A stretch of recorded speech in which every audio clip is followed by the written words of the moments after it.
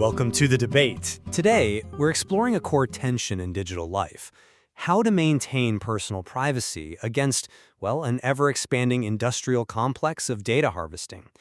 Personal data isn't just being collected, it is constantly being aggregated, segmented, and then sold by data brokers to a truly global marketplace of buyers.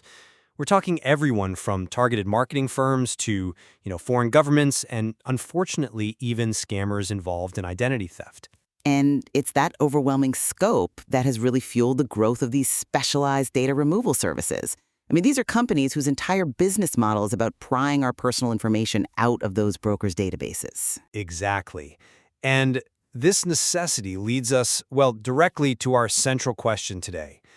Given the rise of these automated services on one hand and strengthening privacy regulations on the other, is paying for a professional, continuous data removal service essential for effective long-term privacy management? Or is a committed, manual, do-it-yourself approach a sufficient alternative?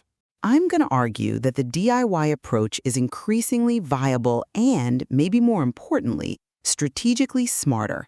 It cuts out the recurring cost and it eliminates that trust factor risk you get when you hand your sensitive data to yet another third party. And this manual effort is now, I think, sufficiently supported by a legal environment that really compels brokers to comply. And I'll be arguing for the necessity of the paid automated service. The threat is continuous, it's dynamic, we know for a fact that data constantly reappears. And the sheer administrative friction of the opt-out landscape makes automated expert help an absolute requirement for any kind of genuine, sustainable success. I see why you'd prioritize continuity, but let me start by framing the utility of these paid services a bit differently. And I want to focus on the expense. Relying on a paid service introduces a pretty significant economic burden: the recurring cost. This isn't a one-time fee. We're talking a monthly or an annual subscription that, for some custom plans like Operty's, can get up to $25 a month. And that adds up fast. It becomes a significant annual commitment just to manage data that, you could argue should be protected by default anyway. Sure, but that expense is justified. I'd say it's frankly minor when you calculate the opportunity cost it replaces. The main benefit of the service is saving immense amounts of time and, honestly, emotional fatigue. This process is not a one-time cleanup. It's a never-ending war of attrition. As Professor Wakesing's son details in our work, removed data may come back later. It happens because maybe the broker sold the data before the removal request was processed, or a new broker just scooped up the original public source material all over again. Continuous action isn't just key, it's mandatory. And that is simply not achievable for the average person doing it manually. Continuous action is absolutely key, yes. But that doesn't automatically mean continuous payment. The DIY approach is more viable now precisely because, as security analysts like Robert Siciliano have observed, there's been a marked increase in compliance. Many data brokers now have a legitimate opt-out feature. And this isn't them being nice, it's compelled by frameworks like the Fair Credit Reporting Act and more recent efforts like the Protecting Americans' Data from Foreign Adversaries Act of 2024. Brokers obey this stuff to avoid the political appetite for even more stringent European-style regulation like GDPR, which really hits their bottom line. But it sounds like you're putting a lot of faith in broker motivation to be sufficient, and I just think relying on their convenience is a risky strategy. Professional services offer two things an individual can't easily replicate: expertise and legal leverage. These companies are masters at navigating what are, let's be honest, often confusing and sometimes intentionally complex opt-out processes. It's design friction.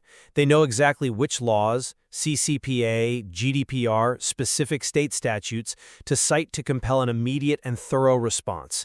They turn what would be a painful, months-long digital scavenger hunt into a crucial set-and-forget solution that a busy professional just cannot maintain on their own. But that brings us back to the deeper issue I have with these services, which is the trust factor.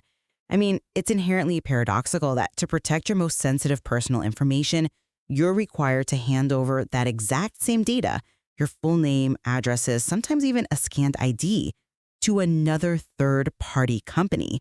You've just introduced a new point of failure. The consumer can still get a very successful outcome by running a free scan to find the, say, dozen or so most critical brokers, locating the opt-out page, and then manually following up with that core group. You save the recurring cost, and critically, you eliminate that intrinsic security risk. I'm just not convinced that cutting out the middleman is worth the sacrifice in sustained effectiveness. The core problem is the sheer persistence and scale of data reappearance. Privacy is a dynamic, revolving issue. A manual DIY approach that relies on, sporadic follow-ups is inevitably going to fail because the data will reappear. The best services build continuous monitoring, what they often call Step 3, right into their model. So they are constantly rescanning and resubmitting requests. Without that consistent, automated feature, all that initial manual effort just gets undermined. You might see less spam for 6 months, but the effort to maintain that is just too great a time investment for most people. That is a compelling point about the dynamic nature of the problem. But let's talk about how the level of effort for DIY has actually decreased. Siciliano confirmed the process is far less opaque than it used to be. And while data does reappear, the solution for a vigilant user is less demanding than you suggest. It's not months contacting dozens of sites anymore. It's setting a calendar reminder with the opt-out URL for a periodic, maybe quarterly check-in. Your premise seems to rely on the historical difficulty, which was rooted in broker noncompliance. But if the law is now pushing brokers to simplify that initial opt-out, then continuous payment really does start to look like overkill for an organized user. But that vigilance is exactly what most people lack the time and, frankly, the emotional capacity for. The specialized knowledge of services becomes critical here because data removal is exceptionally difficult in the United States. And that's specifically because we have this patchwork of weaker data privacy laws compared to the EU. We don't have a unified federal regulator. So the professionals navigate this complexity using a hybrid model: automated submissions for the easy brokers, and then dedicated manual follow-up for the more complex or stubborn sites. That level of thoroughness, that jurisdictional nuance, is just beyond what a busy individual can replicate. Okay, that's an interesting point on the complexity, but even professional services can't conquer every obstacle. It's crucial to be realistic about the hard limitations here, whether you pay for a service or not. Paid services can't erase everything. We have to be clear they cannot touch information in public government records, things like property deeds, voter registrations, court records. They also can't remove data you voluntarily posted on social media. That is an unavoidable limitation, and that's a fair point. The key is distinguishing between that public record exposure and the volatile, tradable marketing data that's actually fueling targeted ads and identity theft. Exactly. And if those key limitations remain unconquered, which they do, then the value proposition of the expensive continuous service is weakened. If your baseline public exposure stays the same, that recurring monthly cost is much harder to justify. And let's not forget, just because you pay for a service doesn't guarantee performance. Effectiveness varies wildly, and even a top-tier service can't force every unresponsive or unreputable site to comply. You still run into dead ends, meaning the consumer pays for a level of perfection they rarely actually get. But let's go back to the risk versus reward and factor in the time savings. You said a consumer has to do careful research on a service's privacy policy before signing up. So given that upfront research is necessary anyway, and that performance varies, why take on the incredible hassle of DIY when the professional approach is optimized for speed and efficiency through automation? Because the DIY method, which is now backed by legislation, provides complete control. It eliminates the risk of trusting a third party. We have to consider the moral hazard of outsourcing the protection of our own data. I would counter that the time saved more than justifies the cost, because it minimizes the consumer's exposure to all that administrative friction we talked about. The DIY approach means you have to find the brokers, locate the specific opt-out page, which is often buried, and then submit forms that frequently require you to upload sensitive personal ID. That entire nightmare has to be repeated, periodically, forever. For anyone with a demanding schedule, that recurring expense is a highly reasonable exchange for minimizing their digital footprint without privacy management turning into a second job. And I maintain that managing one's privacy should be a committed activity, precisely because of those security implications. Why introduce a new vector of attack by handing all the data you're trying to hide to another company that might have its own security issues? The consumer now has the legal right to opt out, and compliance is better than it has ever been.